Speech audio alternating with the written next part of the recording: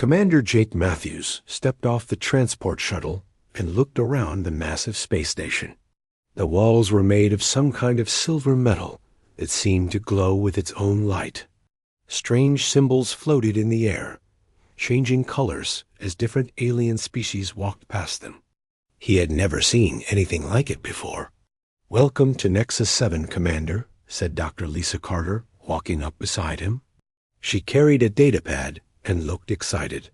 "This is the most advanced cartography station in the galaxy. Every star system, every planet, every moon is mapped and classified here." Jake nodded and adjusted his blue uniform. As the human liaison officer to the Galactic Council, he had visited many alien stations, but this one felt different. Everything here was about information, about understanding the vast galaxy they all shared. A tall, green-scaled alien approached them. His head looked like a snake's, but his eyes were intelligent and friendly. He wore robes that shifted color as he moved. "Greetings, humans," the alien said in perfect English. "I am HFY, chief cartographer of this station. I will be your guide today." "Thank you," Jake replied. "We're honored to be here." Lisa stepped forward.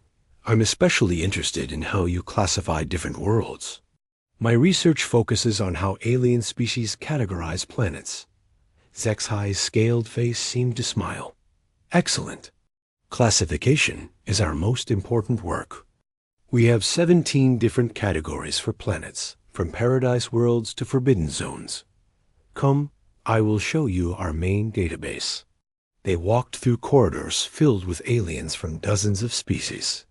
Some looked like giant insects, others were made of what appeared to be living crystal. A few looked almost human, except for extra arms or unusual skin colors. All of them seemed busy with important work. The main database room was enormous. Holographic displays showed star maps that stretched from floor to ceiling. Thousands of points of light represented different solar systems. Each one was marked with symbols that showed what kind of planets were there. "This is incredible," Lisa said, looking up at the displays. "How long did it take to map all of this?" "Many thousands of years," HFY replied proudly. "My people have been cartographers for 50 generations. We take great care to classify each world correctly. A wrong classification could send colonists to their death or cause them to miss a perfect new home." Jake watched as information flowed across the displays. "What do the different symbols mean?" HFY pointed to various colored dots on the map. "Blue dots are paradise worlds, perfect for most species. Green dots are garden worlds, good for farming and settlements. Yellow dots are mining worlds, rich in minerals but difficult to live on.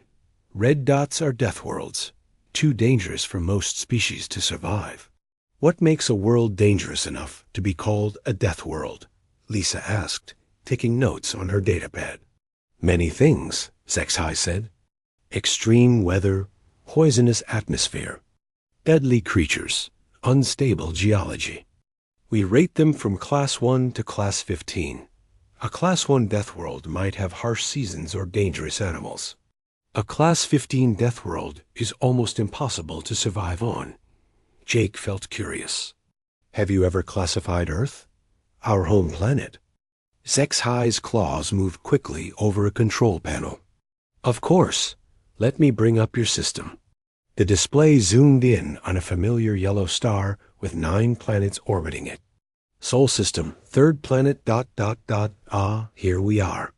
The display showed Earth, floating in space. Below it, text appeared in several alien languages. Jake could read the human translation, thanks to his implanted translator. Lisa read the information out loud. "Earth, Sol 3, inhabited by humans, ... She stopped and frowned. "Wait, this doesn't make sense." Jake looked closer. The display showed 2 different classifications for Earth. One said, "Class 15 Death World, extreme danger, quarantine recommended." The other said, Cradle planet, peaceful advanced civilization, diplomatic relations established. Zex-High's eyes widened. His scales changed from green to orange, which Jake knew meant confusion or embarrassment in his species. This must be an error, he said quickly. A planet cannot be both a Class 15 Deathworld and a Cradle planet. These classifications are complete opposites. Could someone have made a mistake when entering the data? Lisa asked. Impossible, Zex-High said, but he didn't sound confident. Our AI systems check all entries multiple times. But let me verify. This manually. His claws danced over the controls. I will simply change the Deathworld classification to match the Cradle planet's status. The computer made a harsh buzzing sound. Red text appeared on the screen in the Galactic Common Language. Error. The AI's voice said in a calm electronic tone. Classification change denied. Both designations are accurate and have been verified. By independent surveys, Zex-High's scales turned bright orange. This cannot be right. Computer, explain the classification conflict. No conflict exists, the AI replied. Human homeworld Sol 3 meets criteria for both Class 15 Deathworld and Cradle planet classifications. Both designations remain valid. Lisa and Jake looked at each other. How is that possible? Jake asked. Zex-High was now frantically checking his instruments. I do not understand. In 50,000 years of galactic cartography, no planet has ever received two opposite classifications. The computer must be malfunctioning. Computer, Lisa said. When was Earth first classified as a Deathworld? Deathworld classification. Assigned 47,832 standard galactic years ago, following survey mission Alpha 7. And when was it classified as a Cradle planet? Cradle planet classification. Assigned 73 standard galactic years ago, following first contact with human civilization. Jake felt a chill run down his spine. Computer, how many surveys have confirmed the Deathworld classification? 17 independent surveys over 47,000 years have confirmed Class 15 Deathworld status. All surveys unanimous in classification. And the Cradle planet classification? 12 independent cultural assessments over 70 years have confirmed Cradle planet status. All assessments unanimous in classification. Zex-High sat down heavily in his chair. His scales had turned completely orange now. This is impossible. A Cradle planet produces peaceful, advanced species. Deathworlds create savage survivors, if anything survives at all. No world can be both. Lisa was reading through more data on her pad. Zex-High, look at this. The historical records show that every time someone tried to change Earth's classification, the AI refused. It's been happening for decades. But it makes no sense. Zex-High exclaimed. How can humans come from a deadly world and yet be peaceful enough for diplomatic relations? How can a planet that kills most visitors also nurture advanced civilization? Jake thought about his own life on Earth. He remembered summer thunderstorms. That could knock down trees, winter blizzards that could freeze a person in minutes, and hurricanes that could destroy entire cities. He also thought about human art, music, and literature, about humans who risked their lives to save strangers. Maybe, Jake said slowly, the computer is right. Maybe Earth really is both things. Zex-High looked at him as if he had said something. Crazy. That is impossible, Commander Matthews. The laws of planetary development do not allow for such contradictions. Lisa closed her datapad. Then maybe we need to learn more about these laws. Zex-High, do you have access to the historical records? The original survey reports? Of course, Zex-High said, his scales slowly returning to green. But I warn you, some of those records are very old, and some are disturbing. Why disturbing? Jake asked. Because, Zex-High said quietly, The early reports about your world describe it as one of the most terrifying places in the galaxy.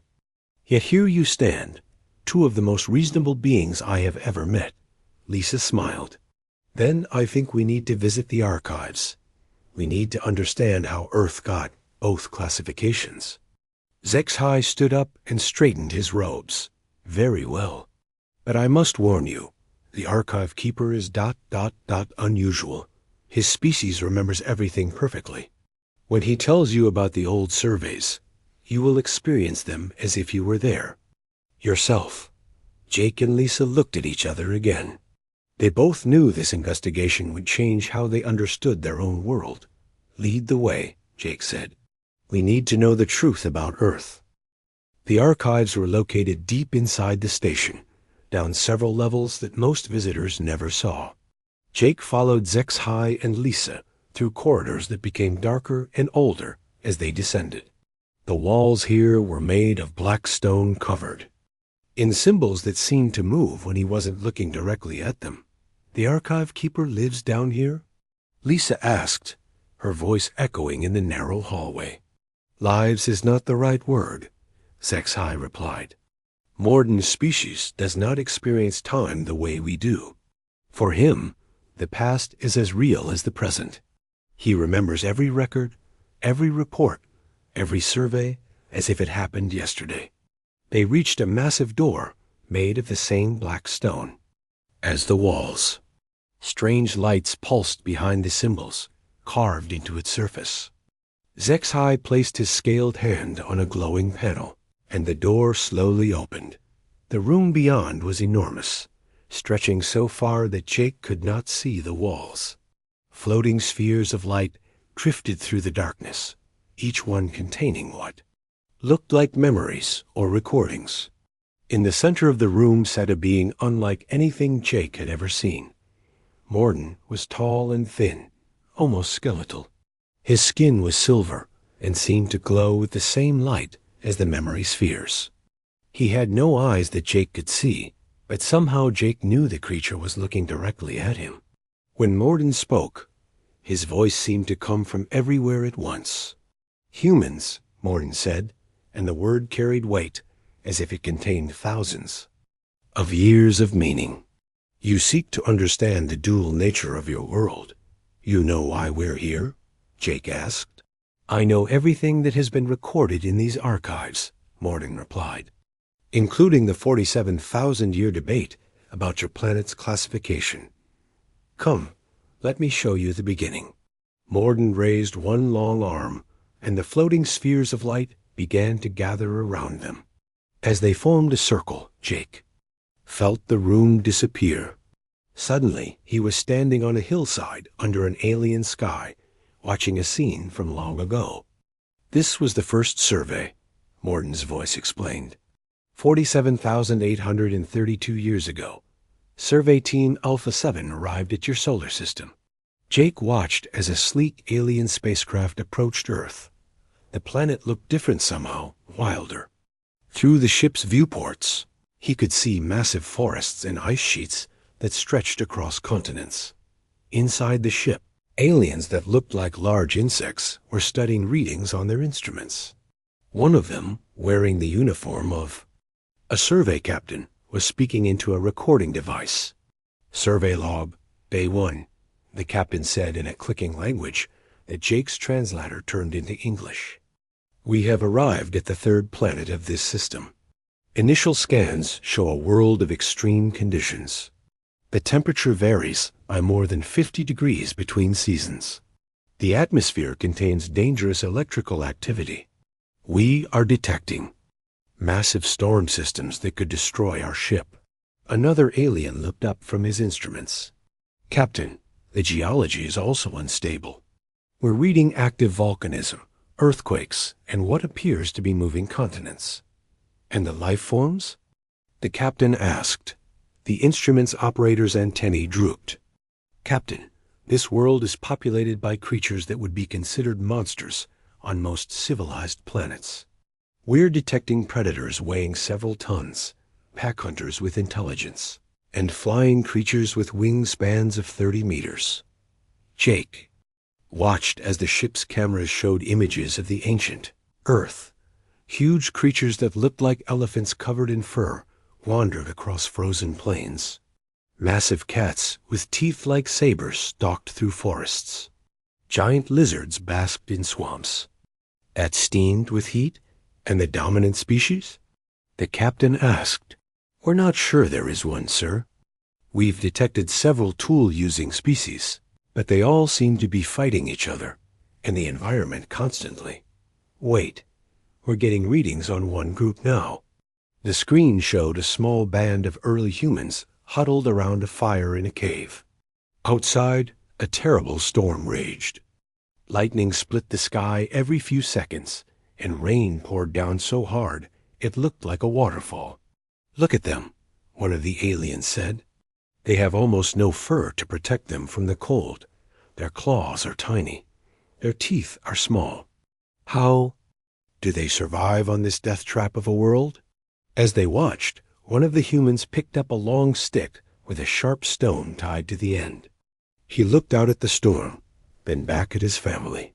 Despite the dangerous weather, he walked out into the rain. What is he doing? The captain asked. That storm will kill him. They watched as the human moved carefully through the storm, using his spear to hunt. A large animal was drinking from a stream, unaware of the approaching human. The man waited, perfectly still, as lightning crashed around him. When the moment was right, he struck. Impossible, the captain whispered. He just killed a creature, 3 times his size, in the middle of a storm that would ground our ships. The human dragged his kill back to the cave, where his family welcomed him with joy. They worked together to prepare the meat, sharing it equally among all members of their group, including the children and elderly. I do not understand, one of the survey team said. They are clearly intelligent, but they live in conditions that would kill most spacefaring species. How did they develop tools and cooperation in such a hostile environment? The captain was quiet for a long moment. Mark this world as a Class 15 Deathworld, he finally said. No civilized species should attempt to colonize here. The native life forms may be intelligent, but they are clearly adapted to survive in conditions that would be fatal to us. The memory faded, and Jake found himself back in the archive room. Lisa was staring at Morden with wide eyes. That's how Earth got classified as a death world? She asked. Because early humans could survive in conditions that other species couldn't. That was only the first survey, Morden replied. Let me show you the others. More memory spheres gathered around. Jake saw survey after survey, each one confirming the death world classification. He watched ancient humans surviving ice ages that would have frozen most alien species solid. He saw them living through volcanic eruptions that covered the sky, with ash for years. He watched them adapt to climate changes that drove other species to extinction. In one memory, he saw early humans facing a massive predator with teeth like swords and claws like spears. Instead of running, the humans worked. Together, they used fire and spears and clever traps to bring down a creature that outweighed them 10 to 1. Each survey team reached the same conclusion, Morden explained. This world produces survivors who can live through anything. But they also noted something troubling. What? Jake asked. The humans were always fighting, not just the environment and predators, but each other. The survey team saw warfare, violence, and destruction. They concluded that any species from such a world would be naturally aggressive and dangerous. Lisa frowned. But that's not how humans are now. We have art, music, literature. We value peace and cooperation. Indeed, Morden said, which brings us to the second classification.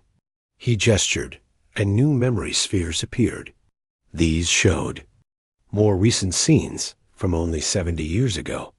The first diplomatic contact, Morden said, when humanity achieved space flight and made contact with galactic civilization. Jake watched as human diplomats met with alien representatives. He saw Ambassador Kate Johnson greeting alien visitors with flowers and poetry. He watched human children playing and laughing while alien observers stood amazed. The aliens could not believe what they were seeing, Morden continued.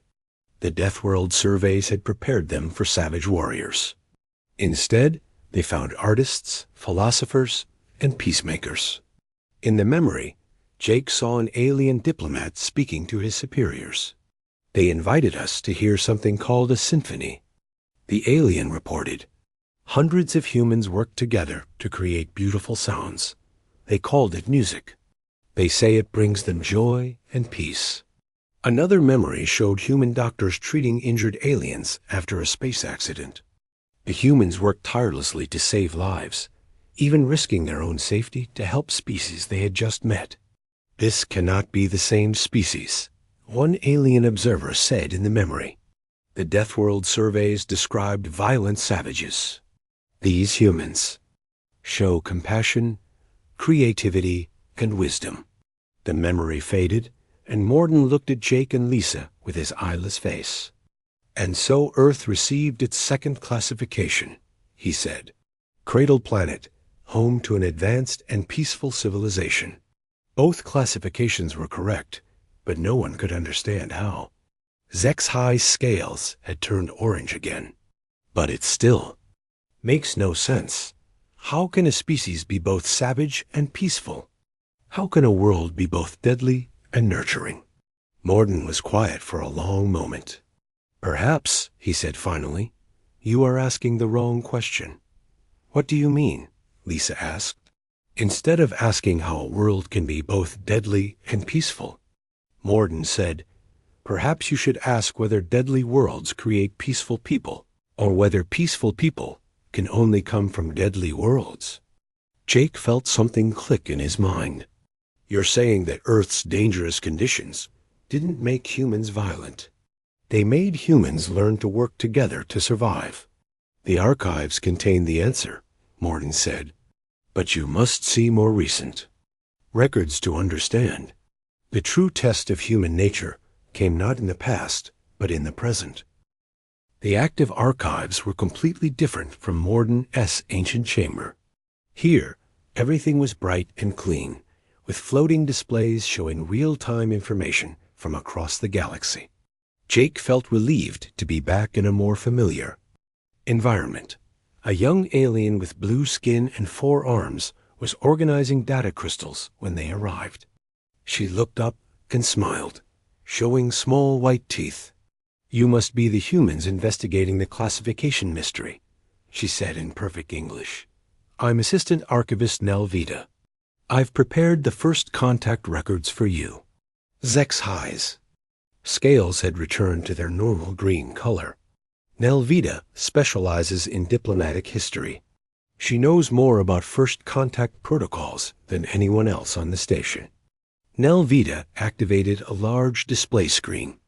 The records from humanity's first contact are fascinating.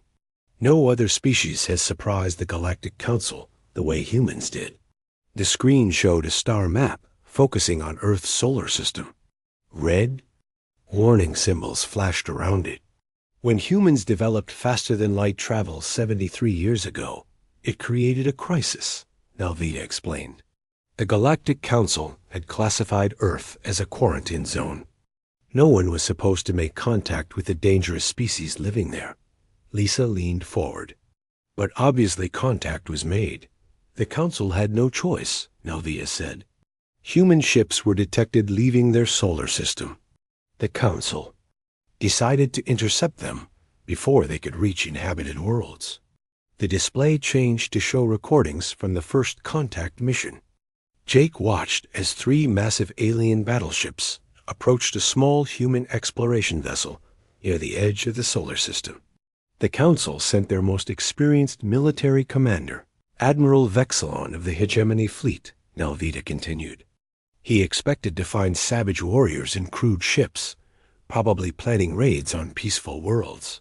In the recording, Jake could see inside the alien admiral's ship. Vexilon was a large armored creature that looked like a cross between a rhinoceros and a crab. He stood before a communication screen, preparing to make contact with the human ship. "Attention, primitive vessel," Admiral Vexilon said in the recording. "You have entered controlled space. Surrender immediately or be destroyed." Jake watched as the human ship's communication channel opened. A woman appeared on the screen, wearing a simple blue uniform. She had short gray hair and kind eyes. Jake recognized her from history books. Ambassador Kate Johnson, Earth's first diplomatic representative to the galaxy. "Greetings," Kate said calmly. "I am Ambassador Kate Johnson, representing the United Earth Government. We come in peace, seeking friendship and understanding with the peoples of the galaxy." Admiral Vexilon was clearly confused. He had expected threats or demands for battle. Instead, he was being offered friendship by someone who looked like a harmless elderly human female. "You ... You seek friendship?" the Admiral asked. "Of course," Kate replied. "We've dreamed of meeting other intelligent life for centuries. This is one of the greatest moments in human history." Nelvita paused the recording. Admiral Vexilon later reported that he didn't know how to respond. The Council had prepared him for savage Deathworlders, not a grandmother offering to make friends. "What happened next?" Jake asked. Nelvita restarted the recording. On screen, Kate Johnson was speaking again. "Admiral, I would like to share something with you, as a gesture of friendship." Kate looked down at something off camera, then began to recite from memory. "Shall I compare thee to a summer's day? Thou art more lovely and more temperate. Rough winds do shake the darling buds of May, and summer's lease hath all too short a date." The alien admiral stared at her in complete confusion. What ... What are you doing?" "I'm sharing poetry," Kate explained. "It's one of our art forms. This piece was written by a human named William Shakespeare over 400 years ago. We've kept his words alive all this time because they're beautiful." Nelvita paused again. The Admiral's own report said he had never encountered anything like this. A species from a Class 15 Deathworld was reciting poetry about beauty and love. "The Council must have thought it was some kind of trick," Lisa said. "They did," Nelvita confirmed. "Watch what happened when the Admiral tried to test human military capabilities." The recording continued. Admiral Vexilon was now speaking with his military advisors. "Deploy probe ships," he ordered. "Scan their vessel for weapons. If they are truly from a Deathworld, they must be heavily armed."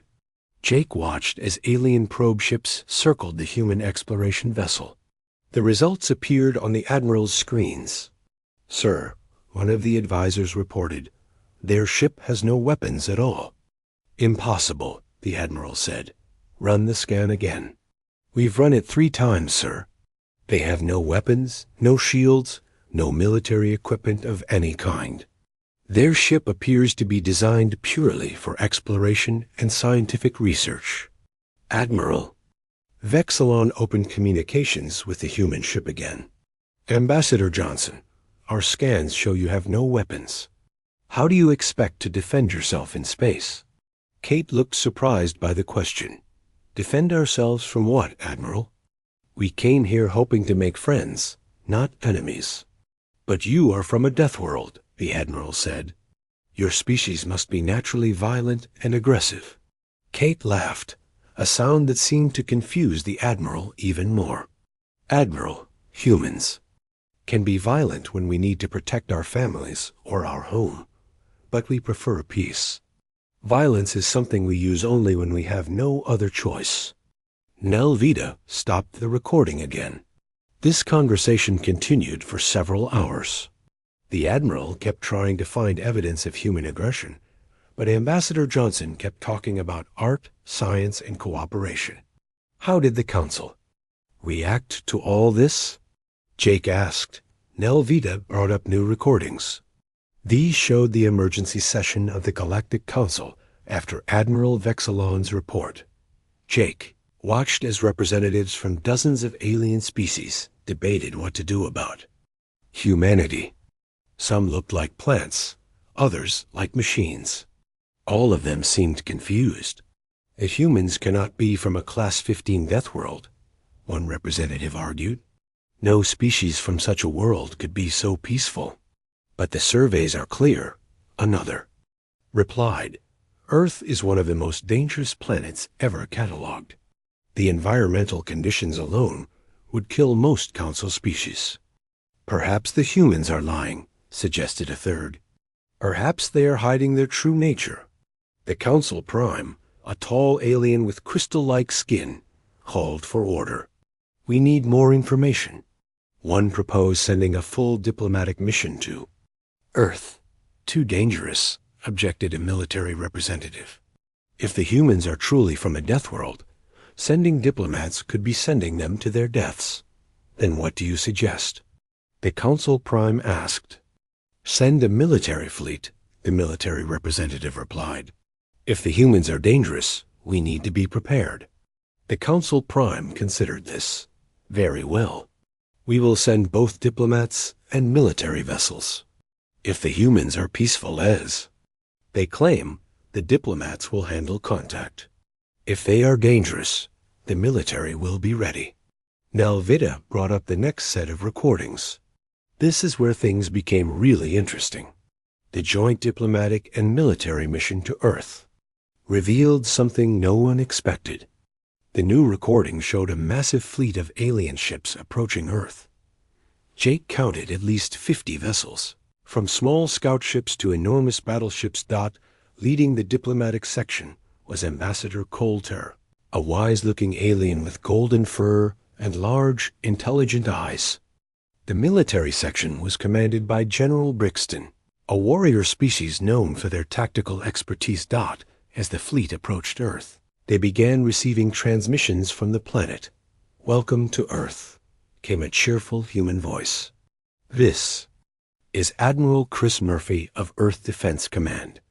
We're honored by your visit. General Brixton immediately went on alert. Earth Defense Command? I knew it. They do have a military. But Ambassador Coulter was curious. Admiral Murphy, we were told that your exploration ship had no weapons. Yet you have a defense command? Admiral Murphy's image appeared on their screens. He was a middle-aged human with a friendly smile. That's correct, Ambassador. Our exploration ships are unarmed, but we do maintain a defense force to protect our home and our people. Show us these defenses, General Brixton demanded. Of course, Admiral Murphy replied. We'd be happy to demonstrate our capabilities. Jake watched as human ships rose from Earth to meet the alien fleet. But instead of weapons demonstrations, something unexpected happened. The human ships began performing rescue operations. They showed how quickly they could evacuate civilians from damaged vessels. They demonstrated medical facilities that could treat dozens of different alien species. They displayed search and rescue equipment designed to save lives in space disasters. This is your military demonstration? General Brixton asked, clearly confused. This is what Earth Defense Command does, Admiral Murphy explained. We protect people. Sometimes that means fighting, but mostly it means helping and rescuing. Ambassador Coulter was fascinated. Admiral, your ships appear to be designed more for saving lives than taking them. That's the idea, Admiral Murphy said. Any fool can build a ship that destroys things. It takes real skill to build one that saves lives. Nelvita paused the recording. This became the model for all future human contact with galactic civilization. Every time aliens expected aggression, humans offered cooperation. Nelvita led them to another section of the archives where current diplomatic reports were stored. The walls here were covered with screens showing real-time data from human colonies across the galaxy. If you really want to understand the human paradox, Nelvita said, you need to see how humans live now. We have observers studying human behavior on dozens of worlds. Jake looked at the screens showing various human settlements. Some were on desert planets where the sun blazed overhead. Others were on ice worlds where snow fell constantly. A few were on planets with thick jungle covering everything. Humans live on all these different worlds? Lisa asked. More than that, Elvita replied. They volunteer to colonize planets that other species consider uninhabitable. Watch this. She activated a large display showing a desert planet. The surface looked like red sand stretching to the horizon, with rocks jutting up like broken teeth. In the distance, 3 suns burned in an orange sky. This is Kepler 442b, Nelvita explained. The surface temperature reaches 60 degrees Celsius during the day. Most species require full environmental suits just to visit, but humans had built a thriving colony there. The camera view changed to show a human settlement. Children were playing outside in what looked like normal clothes, laughing and running around. Adults worked in gardens, growing food under the blazing suns. That's impossible, Zexhai said, his scales turning orange with confusion. How are those children not dying of heat exposure? Nelvita smiled. That's what every alien visitor asks. Let me show you a report from our observer there. A news screen. Activated, showing an alien that looked like a large insect wearing a full environmental suit. Behind the alien's helmet, Jake could see that his breathing apparatus was working hard to keep him cool. Observer Kithara, Day 47, the alien reported. I still cannot understand how humans survive on this world. Today, I watched human children play outside for 3 hours in direct sunlight. The temperature was 58 degrees Celsius. I would have died in minutes without my suit. The camera showed human children running around, playing games, completely comfortable in heat. It was literally deadly to most other species. Even more confusing, Kithara continued, the humans invited me to join them for lunch outside. They seemed concerned that I might be too hot in my environmental suit. They offered me water and shade, not understanding that without my suit, I would die instantly. Jake watched as the human children brought ice water to the alien observer and tried to set up an umbrella to give him shade. They clearly thought he was uncomfortable and wanted to help. The humans show no aggression despite living in conditions that would drive most species to desperation, Kithara reported. If anything, they seem more caring and generous than species living on paradise worlds. Nelvita switched to another recording, this one from an ice planet where everything was covered in snow and the sky was always gray. This is New Alaska, she said. The average temperature is minus 30 degrees Celsius. Storms can last for weeks. Jake saw another human colony, this one built into mountainsides to protect against the wind. Human families were outside building. Snowmen with their children. Some humans were ice fishing in holes. They had cut through frozen lakes. Observer Vexiini, Bay 62, another alien reported. This observer wore a thick heated suit and was shivering even inside his protective. Dear, the humans continue to amaze me. Yesterday, a human child fell through the ice into the lake. The water temperature was minus 2 degrees Celsius. Jake watched as a human adult jumped into the freezing water without hesitation, swimming out to save the child. Other humans quickly pulled them both out and wrapped them in warm blankets. Any other species would have died in that water within minutes, Observer Vexiini continued. But both the child and the rescuer were fine after warming up. They treated it like a minor accident. The human who rescued the child said it was no big deal and that anyone would have done the same. But that's not true. Zexhai said, most species couldn't survive jumping into freezing water like that. Exactly, Nelvita replied. But humans don't seem to realize how unusual they are. Watch this. She showed them recordings from the jungle world where the air was so thick and humid. that most species needed breathing apparatus. Poisonous plants grew everywhere, and dangerous animals prowled through the thick vegetation. Human colonists lived there happily, teaching their children which plants were safe and which were dangerous. They had made friends with some of the local animals and built their homes in harmony with the jungle ecosystem. The most interesting thing, Nelvita said, is how humans react when other species visit their colonies. She played a recording from the jungle world.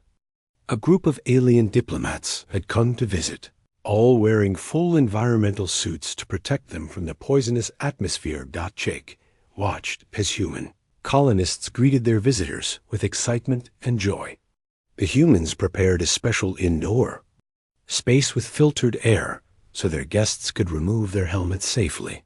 They served food that was safe for alien digestive systems and made sure the temperature was comfortable for their visitors. "Welcome to New Amazon," the human colony leader said cheerfully.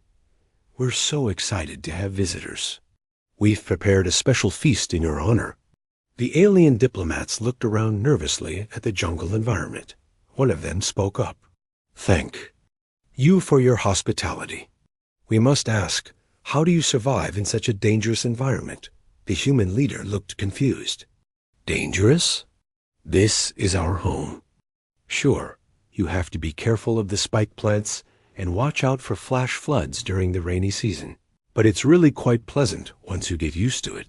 "You consider daily life-threatening conditions pleasant?" the alien diplomat asked. "Well," the human said, thinking about it, "I suppose it keeps life interesting. And the sunsets through the jungle canopy are absolutely beautiful. You should see them when the evening mist rolls in." Nelvita paused the recording. "This is what we observe, over and over again. Humans living in deadly conditions, but treating them as normal. More importantly, they always focus on helping their visitors feel safe and comfortable. It's like they don't realize how dangerous their environments are," Lisa said. "Or," Jake said slowly, "they define danger differently than other species." "Do?" Nelvita nodded. That's exactly what observer Kithara concluded after studying humans for 2 years. Let me show you her final report.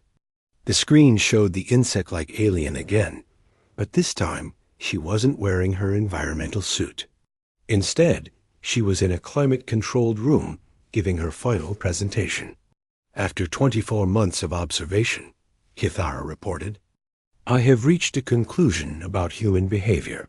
Humans do not see extreme environments as dangerous obstacles to overcome. They see them as challenges that require cooperation and creativity to live with." She activated her own display showing various human colonies. "On every world I visited, humans worked together to adapt to local conditions. They never tried to completely change the environment to suit themselves. Instead, they found ways to live as part of the environment. More importantly," Kithara continued, "humans always prioritize the safety and comfort of others over their own. On 17 different occasions, I watched humans risk their own lives to help visitors who were struggling with local conditions. The display showed humans rescuing alien visitors from sandstorms, helping them navigate icy terrain, and sharing their own environmental protection gear when alien equipment failed. But here is the most remarkable observation," Kithara said. "Humans seem to become more helpful and generous as conditions become more difficult. The humans living on the most dangerous worlds were also the most hospitable to visitors." Nelvita turned to face Jake, Lisa, and Zexhai. "Every observer has reported the same thing. Humans don't just survive on Deathworlds. They thrive on them. And they use what they learn to help others. But why?" Zexhai asked. "Why do humans choose to live in places that could kill them?" Jake thought about the question. He remembered stories his grandfather told about early settlers on Mars, and how they had worked together to build domed cities in the harsh desert environment. "Because," Jake said finally, "that's how we learn. Earth taught us that survival means working together. The harder the challenge, the more we need each other. Lisa nodded. And now we apply that same principle to helping other species. We see them struggling with conditions that are normal for us, so we help them the same way we would help another human. So the Deathworld environment didn't make humans aggressive, Nelvita said. It made them cooperative. And now they extend that cooperation to everyone they meet. Zek's scales slowly changed back to green. I think I'm beginning to understand. Humans aren't dangerous to other species. They're dangerous to dangerous situations. Exactly, Nelvita said. Humans take deadly environments and turn them into safe homes. They take impossible challenges and find ways to overcome them. And they always help others do the same. She gestured toward the screens, showing human colonies across the galaxy. This is why Earth has both classifications. It's a death world. That created people who dedicate their lives to making sure no one else has to face death alone. An urgent alarm began blaring throughout the station. Red lights flashed on all the displays, and announcements in dozens of alien languages echoed through the corridors. Emergency alert, the station's AI announced. Distress signal received from the vegan system. Hostile forces detected. All council representatives report to emergency briefing immediately. Nelvita's 4 arms moved quickly across her control panels. The vegan system is 3 light years from here. It's home to over 2 billion peaceful civilians from 3 different species. Jake felt his stomach tighten. He had visited the vegan system during his diplomatic training. The people there were artists, teachers, and farmers. They had no military and had never known war. What kind of hostile forces? Lisa asked. ZEX single quotes HA. I was reading updates on his tablet, his scales shifting to a worried orange color. Unknown vessels. From outside our galaxy. The reports say they're attacking civilian targets and ignoring all attempts at communication. They hurried to the station's command center, where aliens from dozens of species were gathering around a massive holographic display. The map showed the vegan system under siege.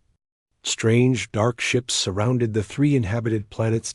Council Prime Valtar stood at the center of the room, his crystal-like skin glowing with stress. The situation is critical, he announced. These invaders appeared without warning and began attacking civilian settlements. Our long-range scans show they have technology superior to anything in our database. A military commander raised his hand. What about evacuation? How many ships do we have available? Not enough, Beltar replied grimly. The Galactic Defense Force has only 12 evacuation vessels capable of long-range operations.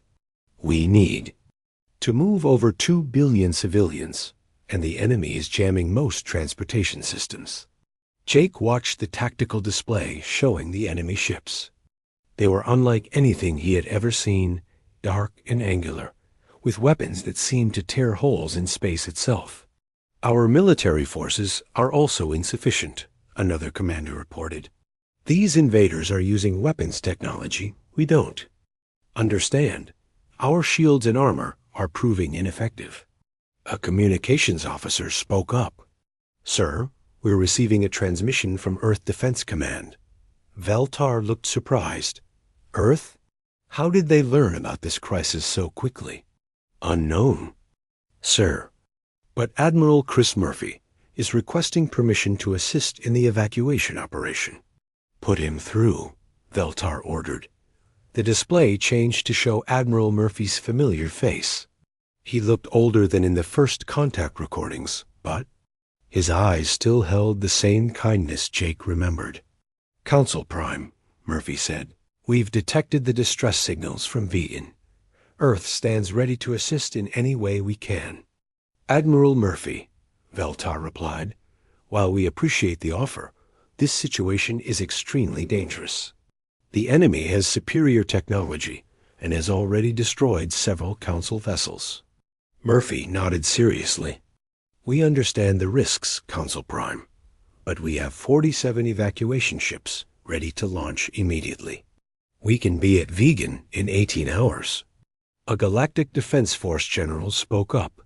Admiral, our own evacuation ships carry 50,000 civilians.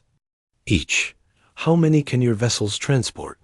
Our largest hospital ships can safely evacuate 200,000 people each, Murphy replied.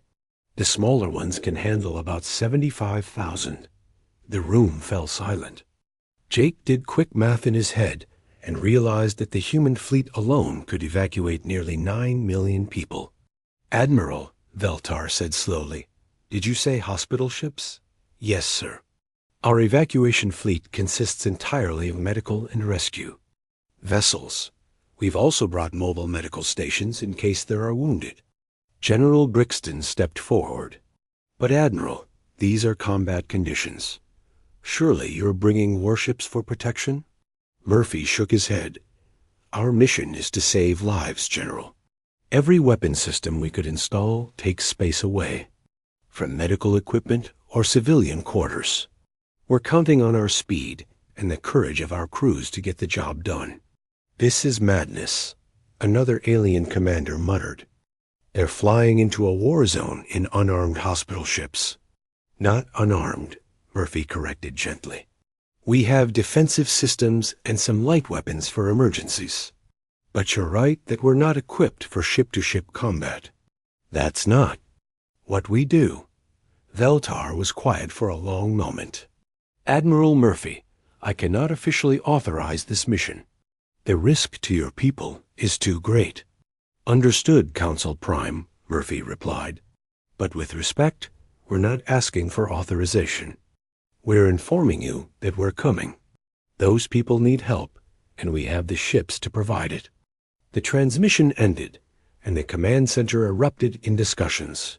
Some aliens argued that the humans were being foolishly heroic. Others insisted that sending unarmed ships into a combat zone was suicide. Jake felt proud of his species, but also worried. The enemy ships they had seen were clearly powerful and aggressive. 6 hours later, new signals appeared on the tactical display. The human evacuation fleet had arrived at the edge of the vegan system.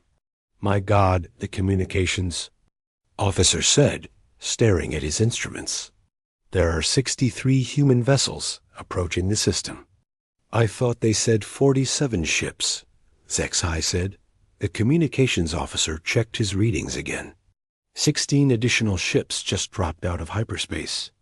They're broadcasting as volunteer vessels from human colonies. On the display, Jake could see the human fleet approaching the besieged planets.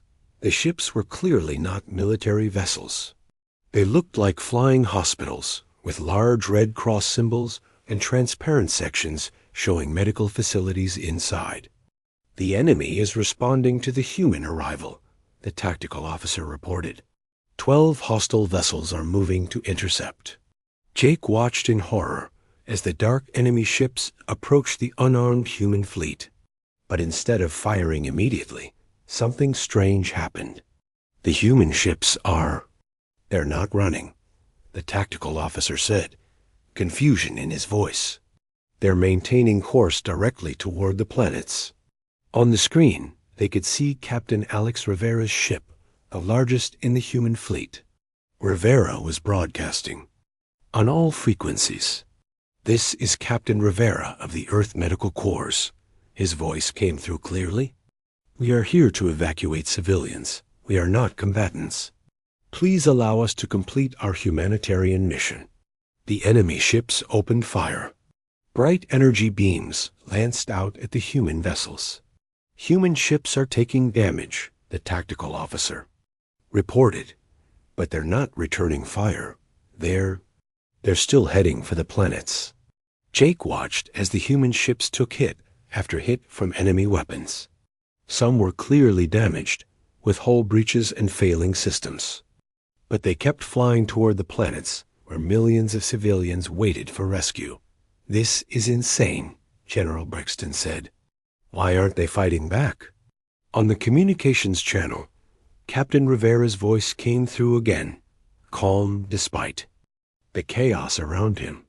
All ships maintain course. Medical teams, prepare for mass casualty evacuation. We have a job to do. One of the human ships, badly damaged by enemy fire, began falling behind the fleet. But instead of retreating, Jake watched as the crew redirected all power to their engines and pushed forward even faster. "Captain Rivera?" came a voice from the damaged ship. "This is Dr. Emma Clark aboard the medical ship Hope. We're losing life support, but our cargo bays are still functional. Requesting permission to continue the mission." "Granted, Dr. Clark," Rivera replied. "But if your situation becomes critical, you evacuate your own crew first." "Understood, sir. But we didn't come this far to quit now." Jake felt tears in his eyes as he watched the human fleet push through the enemy attacks. Ships that would have been destroyed by now if they were military vessels somehow kept flying, their crews refusing to abandon their mission. "The humans are reaching the first planet," the tactical officer announced. "They're beginning evacuation operations while still under fire." The display showed human ships landing on planets where alien civilians were huddled in shelters. Human medical teams ran through bombardments to reach evacuation points, carrying alien children and elderly to safety. Dr. Emma Clark's voice came through the communications again. "We've got 50,000 evacuees aboard the Hope. Beginning. Transfer to secondary vessels." "Dr. Clark," Rivera's voice replied, "your ship is taking too much damage. Pull back to a safe distance." "Negative, Captain. There are still civilians on the surface. We're staying until everyone is out." Jake watched as Dr. Clark's ship, barely holding together, continued loading evacuees even as enemy fire rained down around them. Other human ships formed a protective circle around the evacuation points, using their own hulls to shield civilians from enemy weapons. "Human casualties are mounting," the tactical officer reported quietly. "They've lost 3 ships, and 8 more are critically damaged." But on the screen, Jake could see the results of the human sacrifice. Streams of evacuation ships were leaving the planets, carrying hundreds of thousands of alien civilians to safety. General Sam Brooks' voice came through from the human command ship. "All evacuation vessels, this is General Brooks. I'm implementing Protocol 7. All damaged ships are to transfer their evacuees and withdraw immediately." "Sir?" came multiple voices from human crews. "We can still fight. We can still help." "That's an order," Brooks replied firmly. "You've done enough. More than enough." 3 weeks after the vegan crisis, Jake found himself standing on the observation deck of a transport ship approaching Earth. The blue and white planet hung in space before them, looking peaceful and beautiful from orbit. "It's hard to believe." "That's a Class 15 Deathworld," Lisa said, standing beside him. "From here, it looks like paradise." HFY joined them at the viewing window. His scales had remained the deep blue color of respect since watching the human evacuation fleet return from Vegan. "I have studied planetary classifications for 30 years, he said. "I thought I understood what made worlds dangerous. But I need to see Earth for myself," Jake smiled. "You'll get your chance. We're landing in Colorado first, then visiting 6 different climate zones. You wanted to understand Earth's dual classification. This trip will show you everything." The shuttle descended through Earth's atmosphere, and Jake watched HFY's reaction as they passed through the cloud layer. The alien scales flickered between orange and yellow as turbulence shook the small craft. "This is normal atmospheric entry," Jake explained. "Earth's weather systems create a lot of air movement." "Normal?" HFY asked, gripping his seat as the shuttle bounced again. "On my homeworld, atmospheric conditions this unstable would ground all aircraft." They landed at a spaceport in the Rocky Mountains of North America. As they stepped off the shuttle, Jake watched Zex-High experience Earth's environment for the first time. The alien immediately stumbled, his breathing becoming labored. "The gravity is intense," he gasped, "and the atmospheric pressure ... Earth. Gravity is about 20% higher than galactic standard," Lisa explained, helping Zex-High steady himself. "And our atmosphere is denser than most worlds. You'll adjust in a day or two." Jake looked around at the familiar landscape. Snow-capped mountains stretched to the horizon under a bright blue sky. To him, it was just home.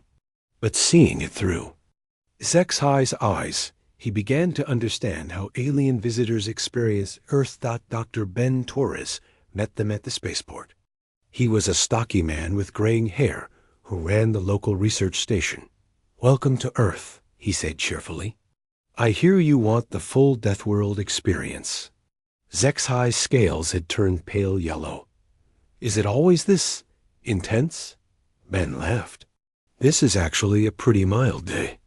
Clear skies, light wind, temperature around 15 degrees Celsius. Perfect weather for sightseeing." They climbed into Ben's all-terrain vehicle and began driving through the mountains. Jake had made this trip many times, but today he paid attention to details he usually ignored. The road wound through areas where rock slides had carved new paths down the mountainsides. In the distance, they could see areas where forest fires had burned last summer, leaving blackened trees standing like skeletons. Above them, dark clouds were building, promising an afternoon thunderstorm. "Dr. Torres," Zex-High said nervously, "are those storm clouds dangerous?" "Not really," Ben replied. "Might get some lightning and heavy rain, but nothing unusual. Actually, the lightning shows up here are pretty spectacular." They stopped at an overlook where they could see the entire valley spread out below them. Jake pointed out a small town nestled between two rivers. "That's Cedar Falls," he said. "About 5,000 people live there. It's built right in a floodplain, with active earthquake faults running underneath it." Zex-High stared at the town in horror. "People choose to live there?" "Sure," Ben said. "Great fishing in those rivers, and the soil is excellent for farming. Because of the periodic flooding, the earthquakes aren't usually very strong, and everyone knows how to build earthquake-resistant houses. But what if there's a major earthquake? Or a severe flood?" Ben shrugged. "Then we help each other rebuild. That's what neighbors do." As if summoned by their conversation, the afternoon thunderstorm arrived. Rain began falling in heavy sheets, and lightning cracked across the sky. Zex-High cowered in the vehicle as thunder rolled through the mountains.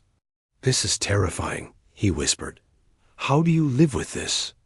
Jake watched human children playing in the town below, running through the rain and laughing as lightning flashed overhead. Their parents stood on porches, smiling and calling for them to come inside before they got too wet.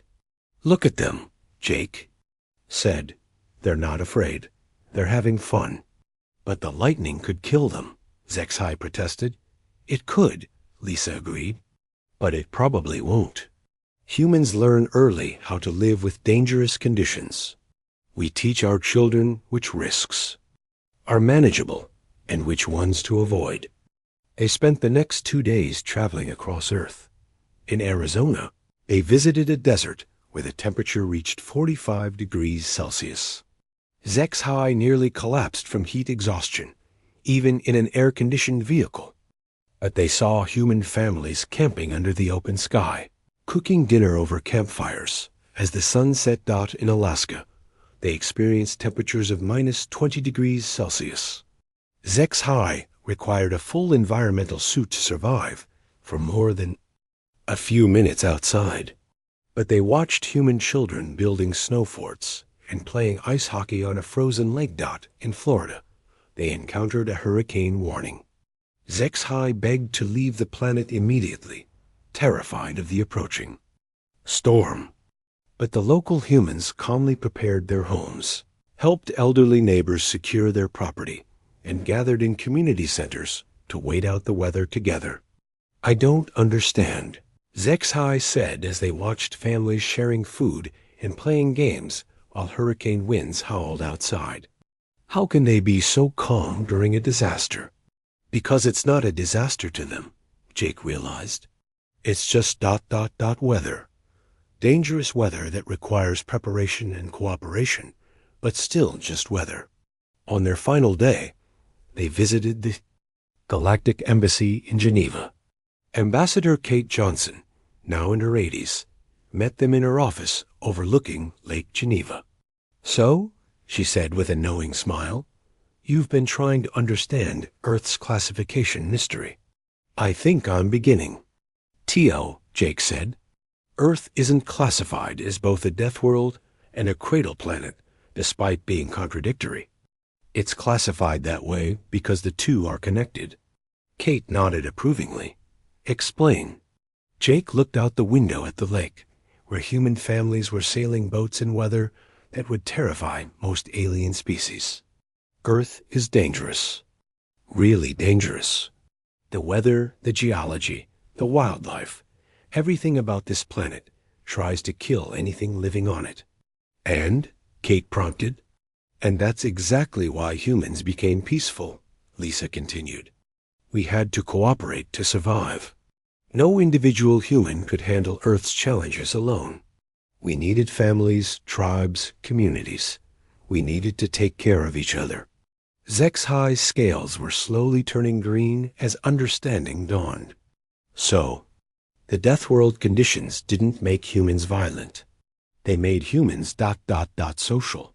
More than social," Jake said. "They made us protectors. When you live on a world where children can die from a lightning strike or a flash flood, you learn that protecting the vulnerable isn't just nice. It's necessary for survival." Kate smiled. "And when humans met other species, we saw them the same way we see our own children and elderly. As people who need protection from dangers they can't handle alone. That's why human ships at Vegan were hospital ships instead of warships," Lisa added. "Humans don't see other species as enemies or threats. We see them as neighbors who need help." Zexhai was quiet for a long moment, processing what he had learned. "So Earth produces warriors who fight for others instead of against them." "Exactly." Kate said, "A Deathworld that creates protectors instead of predators. A Cradle planet that rocks its children to sleep with thunderstorms and lullabies of hurricane winds." Jake thought about everything they had seen and learned. "So the classification isn't an error at all." "No," Kate agreed. "It's the first accurate description of what Earth really is. A forge world that takes the rawest materials, primitive humans, and shapes them through trial and fire into something the galaxy has never seen before." "What's that?" Zexhai asked. "Warriors who fight for peace," Jake said. "Survivors who use their strength to help others survive. People who are dangerous to danger itself." Kate activated a holographic display showing the Galactic Council's latest updates. "The Council has been working on a new planetary classification system based on what they learned from Earth." The display showed a new category, Forge Worlds. A description read, "Planets with extreme conditions that produce species capable of both extraordinary resilience and extraordinary compassion." "They're using Earth as the template," Kate explained, "looking for other worlds that might produce species like humans. Worlds that are dangerous enough to create strong people, but not so dangerous that cooperation becomes impossible." "Have they found any?" Lisa asked. "3 so far," Kate said.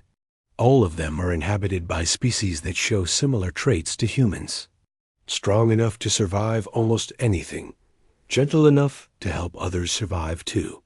Zexhai stood up and walked to the window. Outside, storm clouds were gathering over the lake again. Jake could see him tense as lightning flickered in the distance. "I have a confession," Zexhai said quietly.